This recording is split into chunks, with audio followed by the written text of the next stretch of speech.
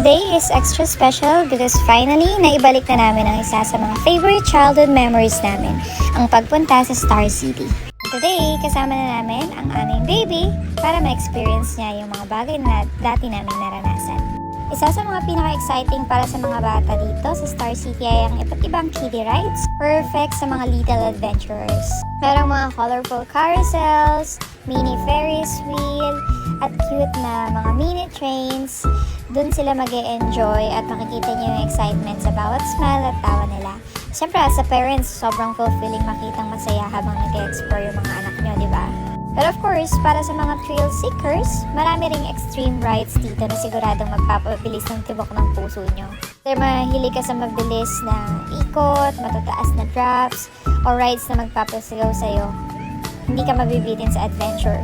What's good about this is meron silang instruction in each rides kung saan makikita kung pwede ba to sa mga anak nyo dahil meron silang height requirement per ride. So, yan yung mga games din na pwede nyong paglaruan at i-enjoy habang naghihintay kayo sa ibang rides. For those asking kung magkano ang entrance sa Star City, here's a quick guide.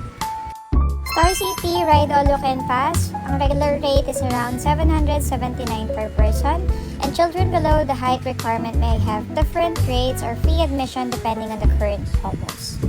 Since ticket prices and promos can change, I highly recommend checking the official website or social media pages of Star City before you visit. Pero higit sa rides, ang pinakamagandang part ng araw na ito ay ang paggawa ng bagong memories bilang pamilya. If you're looking for a fun family destination, date spot, or barkada adventure, Star City is definitely worth adding to your list. Meron din silang mga indoor activities gaya ng Dinosaur Alive, kung saan mag-e-enjoy talaga yung mga chikiting nung mahilig sa dinosaur. Pero yung baby namin, natakot siya. Nakikita nyo kasi sobrang realistic ng mga dinosaurs na naka-display dito. At syempre, meron din itong digital surround theater. Sobrang educational to, kaya hindi lang yung mga kids yung mag-i-enjoy dito. For sure, yung mga parents or adults din. Kaya, huwag nyo nang palampasin na pumasok dito kasi free lang din naman, kasama na siya sa ticket or admission na binayaran nyo.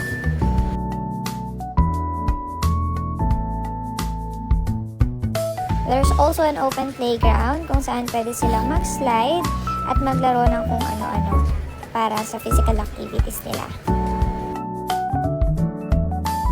One tip is to bring extra clothes for kids, stay hydrated, and visit on weekdays if you prefer shorter lines. Yung sa amin kasi wala talaga kaming kasabayan sa mga pila kaya sobrang nag-enjoy kami, pati na si Colleen. Imagine, dati kami lang yung nag-enjoy dito. Ngayon kami naman yung nagbibigay ng experience na to sa anak namin. And seeing her smile all day long, it's really priceless. Isa nga pala to sa isang adventure na huwag niyong palampasin, yung bumper car. So, sa mga gantong ride or activity, meron silang height requirement para ma-make sure yung safety ng mga sasakay.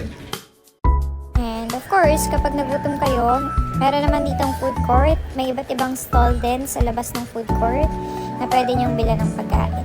Hindi naman siya sobrang pricey. Sakto lang yung price niya.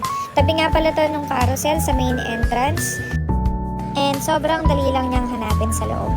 And during our visit, meron pala silang isang ride na hindi nag-ooperate. Yung drop tower yata yun, hindi ko sure. What's fun about Star City is hindi lang talaga siya pang bata, pang adult din. Kaya for sure na sulit naman yung $779 or current price na babayaran nyo. By the way, hindi pala kasama yung Snow World Pass doon.